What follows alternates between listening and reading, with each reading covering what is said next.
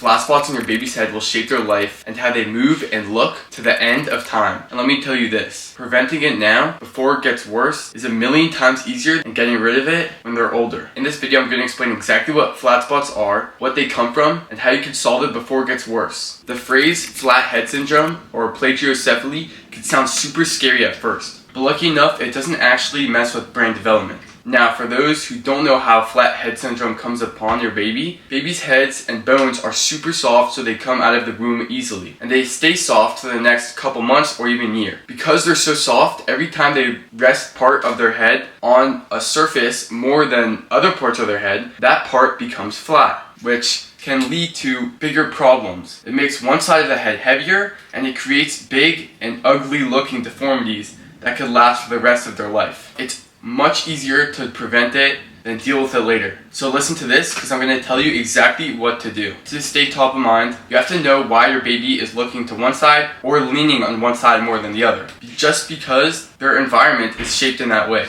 Meaning you're on one side, either you're feeding them from one side, you're laying them down on one side, they could be leaning on one side more than the other, causing a flat head. The simple way to prevent this is by having them not having their head touching anything, or having them constantly switch sides their head is resting on. Let me give you a few tips on how to actually do this, because it's not so simple. Also keep in mind that your baby's neck muscles are super weak, so they always want to be leaning on something. If you want to build their neck muscles up so they're not leaning on anything, how we're going to do that is gradual building. That's just what I call it. You could call it whatever you want. It pretty much means we're going to do little exercises to build those neck muscles as strong as possible to have them never need to lean on that side again. Alright, first thing to do is the way you put them in their crib. Your baby most likely looks at whatever is the interesting thing in their room. Usually the door, or it could be something else. So when you lay them down, let's say their head is at the top of the crib, and they keep looking at the most interesting thing in the room, and their head keeps getting flatter and flatter because it's constantly on one side. What you want to do is switch them around. Every time you put them in their crib, put them in a different position. So they're always having a new angle on the way they look at that interesting thing. Also, and this isn't just for the crib, it's for everything. Always have them in different positions to get them moving around in all different ways. Alright, the next thing is making sure that you're carrying them right.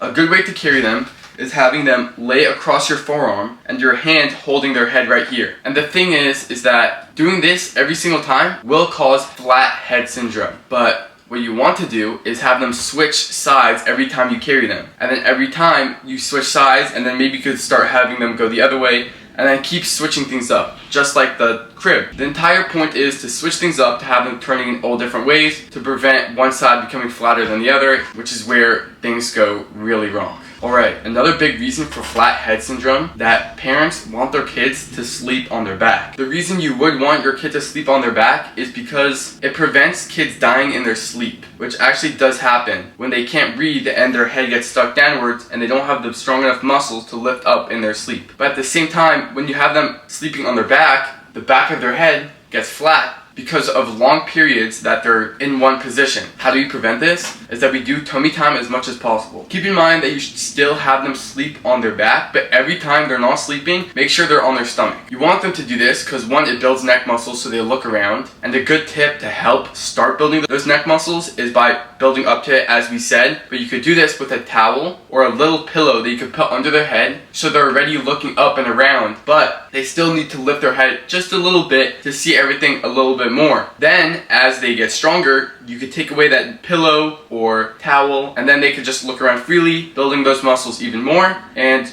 truly showing that they actually have strong neck muscles. Anyways, when they're on their tummy, you want them to be looking all ways. So, let's say they keep looking to one side, and you could switch this up by either moving them around, as we talked about before, or you could be on the other side. Their favorite toy is you. And it doesn't just have to be you. It could be a screen, it could be some flashy lights, it could be a toy, it could be anything. Just something that gets their attention to look in different directions. Alright, another reason flat head syndrome is because kids spend a lot of time in the car seat. And the car seat's really flat and they are constantly leaning back on it. I'm not saying that you shouldn't use car seats, but we're saying that You should try to take your kids around in the car as least as possible. Also, something great to start doing, only once your child's neck muscles start to develop and become stronger, is have them in a sling. That means their head can move freely with completely dependent on their muscles, and they're not leaning against anything, which is the best case scenario. So once your child has strong enough muscles, you want them to be in freely moving positions as many times as possible. Alright,